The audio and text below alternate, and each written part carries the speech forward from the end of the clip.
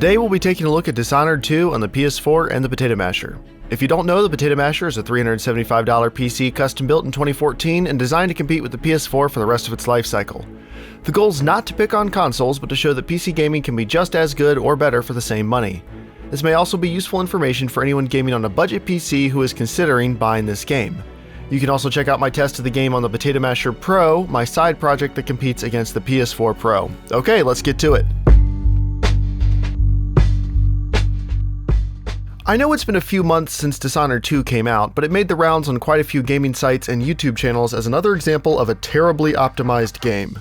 A bunch of you asked me to take a look, so now that the game has had the chance to get a few patches and I've had the chance to get around to testing it, how does it run? Well, on the PS4, the game runs at 1080p with some slight dynamic resolution downscaling, and it's locked at 30 FPS. Well, ideally it would be locked, but there are quite a few sections in the game that see drops into the mid-20s, and this particular sequence drops to about 21 FPS according to Digital Foundry. That has possibly been improved with patches, but it's certainly not anywhere close to 30 FPS.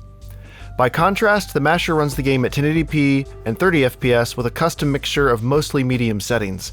Here's the settings I'm using. Ignore the HBAO Plus setting. I had flipped it off for an upcoming comparison shot and didn't realize that till after I recorded the screenshots. It was on for all the regular footage you're seeing here. So the Masher is also using some dynamic resolution downscaling. There are plenty of issues with the game, but credit where credit is due. The resolution scaling is fairly seamless, and the game's art style lends itself well to non-native resolutions.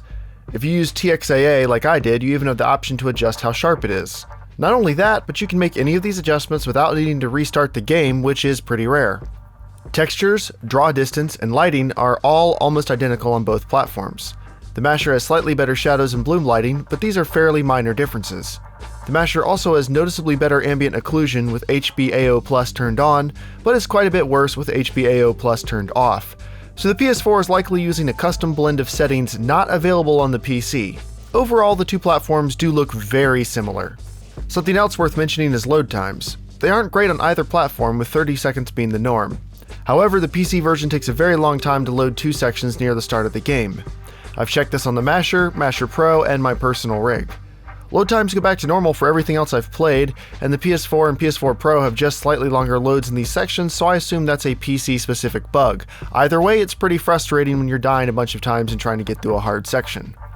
So the visuals aren't bad, and with the exception of two particular scripted sections, the frame rates aren't bad either on the PS4 or the Masher. But what if 30 FPS isn't good enough?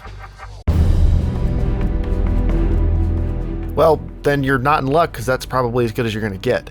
The Masher can play Dishonored 2 at around 45 to 60 FPS at 720p in low settings, but that's where you'll notice all that bad optimization you heard so much about when the game launched. GPU and CPU usage spike without obvious correlation to what's going on screen, and the visuals just aren't that impressive for the type of performance we're seeing here. At 1080p in low settings, the game runs about the same as it does at 720p, so it's obvious that there are some optimization issues.